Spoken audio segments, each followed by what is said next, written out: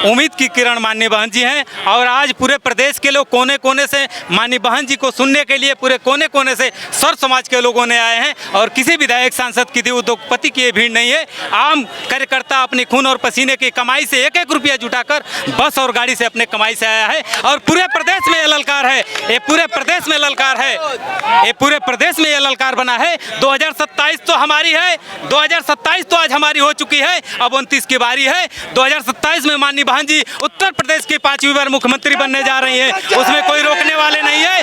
और रही बात ये मजबूती के साथ, अगर बहुजन समाज पार्टी का कार्यकर्ता अगर बहुजन समाज पार्टी का कार्यकर्ता ईमानदारी से 2027 में बहन जी को 5वीं बार मुख्यमंत्री बनाता है तो 2029 में आने वाले समय में माननीय बहन जी इस देश की पहली दलित प्रधानमंत्री होने जा रही हैं। इसमें कोई रोकने वाला, प्रधानमंत्री बन जाएगी 100% होने वाली है, इसमें कोई बताने वाली नहीं है। इस बात पर, आपकी बातों पर मैं एक लाइन जवाब देना चाहता हूँ। रुक जाइए भाई, एक बातों पर मैं जवाब देना चाहता हूँ। मुश्किलों से भाग जाना आसान होता है, मुश्किलों से भाग जाना आसान होता है, जिंदगी के हर पल इम्तिहान होता है। डरने वालों को मिलता नहीं कुछ, लड़ने वालों के कदमों में जहां होता है लड़ने वाला। बहुत सुंदर सवाल है, ये बीजेपी को कैसे हराएंगे आप? सबसे पहले इस बात को आप डिवाइड करने की बात कर रहे हैं। बहुजन समाज पार्टी जब जब मजबूत हुई है भाजपा की, मैं जौहराबाद विधानसभा और गाजीपुर से आता हूं, पूर्वांचल की धरती से आता हूं। जब जौहराबाद में बहुजन समाज पार्टी मजबूत होती है तो मात्र बीजेपी को 4000 और 6000 वोट मिलता है। जब भी इस प्रदेश में समाजवादी पार्टी मजबूत होने का काम करती है तो भाजपा की सरकार बनने के काम करती है। जब बीएसपी मजबूत होती है तो भाजपा का खटिया खड़ी हो जाती है। जब समाजवादी विपक्ष में आती है तो भाजपा की सरकार बनती है। ये सीधी सीधी बात है। हिंदू और मुस्लिम की दोनों पार्टी, बीजेपी और सपा की एक चाल होती है कि हिंदू मुस्लिम कर अपनी सरकार बनाने का काम करती हैं। लेकिन बहुजन समाज पार्टी मात्र देश में एक पार्टी आदरणीय बहन जी हैं जो सर्व समाज की पार्टी है। और सर्व समाज के लिए उन्होंने 26 कल्याणकारी योजनाएं चलाई। और सबसे पहले एग्जाम्पल ये है कि बीजेपी कहती है सबका साथ सबका विकास, सबका साथ सबका विकास। सबसे पहले इस बात को मैं जवाब देना चाहता हूं आपको, बीजेपी ने बहुजन समाज पार्टी के नारा को चुराने का काम किया है।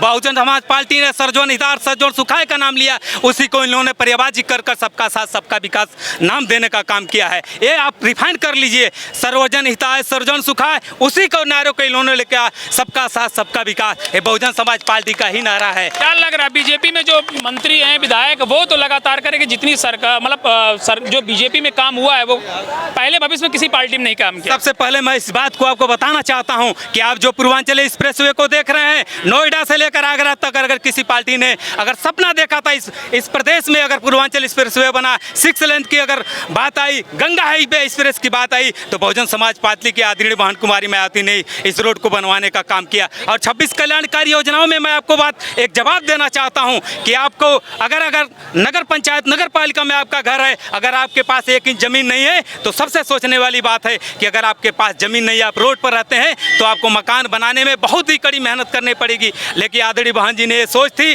कि अगर जिस व्यक्ति के पास, जो रोड पर सोने वाला व्यक्ति है, उसको डाक बंगला जैसे कांसीराम शहरी विकास योजना के तहत मकान बनने का काम हुई। और 5 kilo ration Bahujan Samaj party नहीं देती है, 5 किलो वोट राशन के बात नहीं करती है। बहुजन समाज पार्टी गोदाम देने की काम करती है। बहुजन समाज पार्टी वोट आप देते हैं, अगर राशन तो फ्री दे रही है सरकार, बहुजन समाज पार्टी राशन की बात नहीं करती है। भाजपा कह रहे हैं भाजपा फ्री दे रही है। जिस देश में फ्री की खाने की आदत पड़ जाएगी वो देश कभी विकास नहीं कर सकता है। आत्मनिर्भर बनना पड़ेगा। आपको नौकरी की जरूरत है, आपको रोजगार की जरूरत है, आत्मनिर्भर बनने की जरूरत है।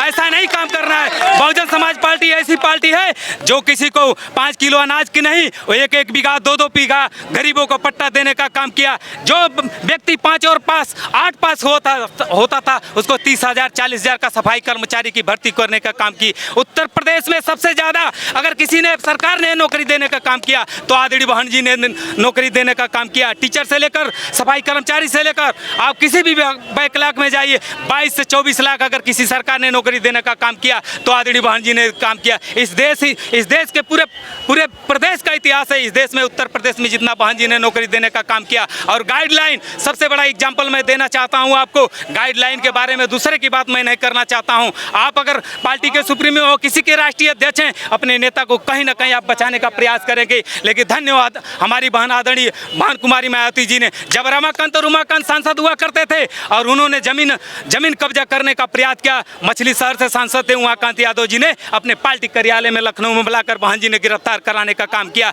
ये सबसे बड़ा उदाहरण है। भाजपा में ऐसा नहीं होता, भाजपा में कभी ऐसा नहीं हुआ है। भाजपा में तो ऐसे ऐसे लुटेरे पड़े हुए हैं, ऐसे ऐसे बाबा पड़े हुए हैं जो रेप केस में फंसे हुए हैं और उनसे जाकर माननीय हमारे प्रधानमंत्री जी और योगी जी मिलने का काम करते हैं। आदरणीय बहन जी एग्जाम्पल सबसे बड़ा है। अगर उनका भतीजा भी रहेगा, उनका भाई भी रहेगा, अगर पार्टी में काम करता है, अनुशासनहीनता में काम करेंगे तो 2 दिन में पार्टी से निकालने का काम आदरणीय बहन जी। सवाल ये कि पीडीए का दलितों का नेता आपने कहा कि मायावती जी हैं, चंद्रशेखर जी लगातार ये कह रहे दलितों के बीच में आते कहते भाई वो असली मसीहा हैं, हमारे दोनों है। अरे रुकिए, पहले बात सुन लीजिए। आप मीडिया बंधु हैं, मैं आपका सम्मान कर रहा हूँ। कहाँ समुद्र और कहाँ नाले की बात करते हैं, कहाँ समुद्र और कहाँ नाले की बात करते हैं। बहन जी अथाह समुद्र हैं।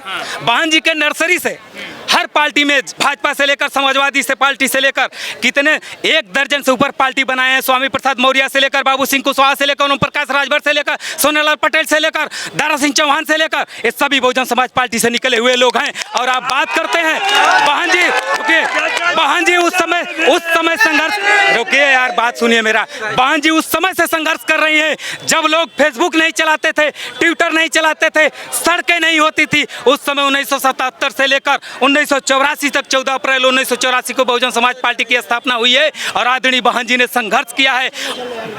पूरे देश के इतिहास में दलितों में सबसे पहली अगर महिला होगी आदरणीय बहन जी कि राष्ट्र लगा एसपी को थप्पड़ मारने का काम अगर किसी नेता ने, महिला ने किया तो आदरणीय बहन जी ने किया था। उस समय राष्ट्र लगा था। इतिहास उठाकर देख लीजिए, ये बनावटी कोई बात नहीं है। और बहन जी ने जेल खाई है। और आज अगर मैं एक छोटा सा गली का नेता बनता हूं अपने आप को, तो मैं अगर कोई भी बात कर लूंगा तो फेसबुक और ट्विटर के माध्यम से पूरा देश जान लेगा। बहन जी उस समय संघर्ष कर रही थी, उस समय लाठी खाई है पुलिसों की, उस समय संघर्ष किए हैं, पूरे देश के कोने कोने तक गई हैं जब फेसबुक और ट्विटर का जमाना नहीं था। अब मीडिया कभी भी इतनी बड़ी भीड़ है, मेरा चैलेंज है कि जिस हिसाब से दिखाना चाहिए मीडिया ने कभी बहुजन समाज पार्टी को नहीं दिखाने का काम किया। और एक बात बता रहा हूं, 2017 से लेकर 22 से लेकर 19 से लेकर 24 से लेकर मैं इतिहास बताने जा रहा हूं, शॉर्टकट में बताने का प्रयास करूंगा। अगर ईमानदारी से मीडिया बंधु हमारे लोग अगर ईमानदारी से बहुजन समाज पार्टी को दिखाने का काम करे, 2027 तो हमारा है, 29 में कोई रोक नहीं सकता है माननीय बहन जी को प्रधानमंत्री बनने से। और सबसे बड़ी बात एक एग्जाम्पल आपको देना चाहता हूं,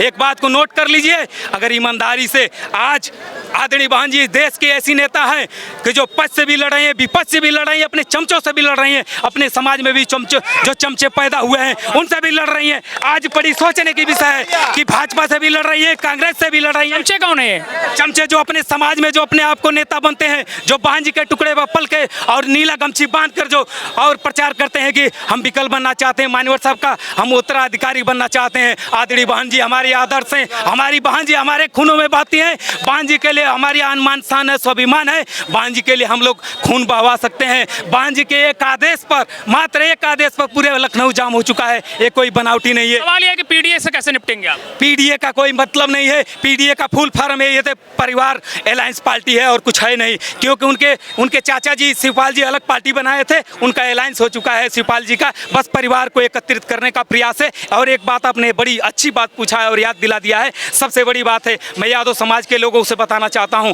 मैं मजबूती के साथ बताना चाहता हूं कि बहुजन समाज पार्टी ने कैलाशनाथ यादव से लेकर डीपी यादव से लेकर ललन सिंह यादव से लेकर एक से एक यादव से लेकर नेता बनाने का काम किया। और बहुजन समाज पार्टी इस बार लोकसभा का चुनाव का इतिहास उठाकर देख लीजिए, यादव समाज के लोगों को समाजवादी पार्टी से ज्यादा टिकट दी थी। इस समय समाजवादी पार्टी में जितने भी सांसद हैं, ये नोट कर लीजिए, मात्र अखिलेश जी के परिवार से है। डिंपल यादव से लेकर तेज प्रताप यादव से लेकर धर्मेंद्र यादव से लेकर अखिलेश यादव से लेकर उसके बाद किसी यादव समाज के लोगों को टिकट दिया है कोई, तो मैं चैलेंज लिखा सकता हूं। धर्मेंद्र यादव जाकर आजमगढ़ में सांसद हो सकते हैं। हमारे यादव भाई नहीं है क्या आजमगढ़ में सांसद बनने के लिए? ये बड़ी सोचने की बात है। बहुजन समाज पार्टी सर्व समाज की पार्टी है। एक पंचर बनाने वाले को उन्होंने सांसद और विधायक बनाने का काम किया है। एक पंचर बनाने, एक सब्जी बनाने वाले को बाबू सिंह कुशवाहा को कहां से कहां बैठाने का काम किया। रामाचल राजभर मूस की दवाई बेचने वाले अम्बेडकर नगर में उनको रामाचल राजभर को परिवहन मंत्री बनाने का काम किया, हजारों हजार करोड़ की जांच चल रही है। माननीय सुखदेव राजभर को जिनके आदेश पर मुख्यमंत्री बोलता है, माननीय सुखदेव राजभर को विधानसभा अध्यक्ष बनाने का काम किया कि अगर उनके आदेश पर मुख्यमंत्री बोलता है, ये बड़ी इतिहास से हैं, बहुत लंबी बात हो जाएगी। मैं एक बात कहकर आपको बताना चाहता हूँ, मुश्किलों से भाग जाना तो आसान होता ही है। एक हमारे लोगों ने नारा दिया है, मौत का डर उन्हें लगता है जिनके कर्मों में दाग होती है, मौत का डर उन्हें लगता है जिनके कर्मों में दाग होती है। अरे हम सब तो बाबा साहब के औलाद हैं, हमारे तो खूनों में भी आग होती है, हमारे भी खूनों में। ये सब मैं साथ तो बाजा में कुछ और बात बताइए। निरखत रहे पंथ दिन राती, निरखत रहे पंथ दिन राती, अब प्रभु देख जुड़ानी छाती। ये देख करके जनसैलाब हमको ये आभास हो गया कि 2027 में बहन जी मुख्यमंत्री बनने से कोई रोक नहीं सकता। बताइए। वो हौसला भी वो हौसला भी आएगा, मिलने का मजा भी आएगा। थक्कर मत हारे मुसाफिर, ये मुख्यमंत्री बनकर रहेंगी बहन जी, बनकर रहेंगी, ये मेरा चैलेंज है। दादा बताइए कुछ कहें। बिल्कुल, बहन जी को कोई रोकने वाला कोई शक्ति है ही नहीं, कोई शक्ति नहीं है। उत्तर प्रदेश की जितनी खिलाफ पार्टी हैं वो बहन जी को मुख्यमंत्री बनने से नहीं रोक। इतना नाराज क्यों है आप लोगों से? नहीं ना, क्या नाराजी की क्या बात है? नाराजी की क्या बात है? नाराजी की कोई पार्टी उस लायक की नहीं है। कोई पार्टी नहीं बना सकती है। सरकार बनाएंगे तो बहन जी की सरकार बनाएंगे। बाकी लग रहा है बन जाएगी। बिल्कुल बन, कहाँ से आए हैं आप? 100% बन जाएगी। कहाँ से आए हैं? मैं रायबरेली से आया हूँ। रायबरेली के रहने वाले? जी हाँ। कांग्रेस से गड़े हुए? कांग्रेस से गड़े हुए? कांग्रेस सांसद है, उसकी बात मैं नहीं करता हूँ, लेकिन विधानसभा की बात करता हूँ। 2027 में बहन जी की सरकार बनने से कोई शक्ति नहीं रोक पाएगी। नहीं रोक पाएगी। चलिए दादा, ठीक है, दादा के अंदर जोश दे लीजिए, जोश जबरदस्त है। चलिए कुछ लोगों से और मिलने का प्रयास करेंगे।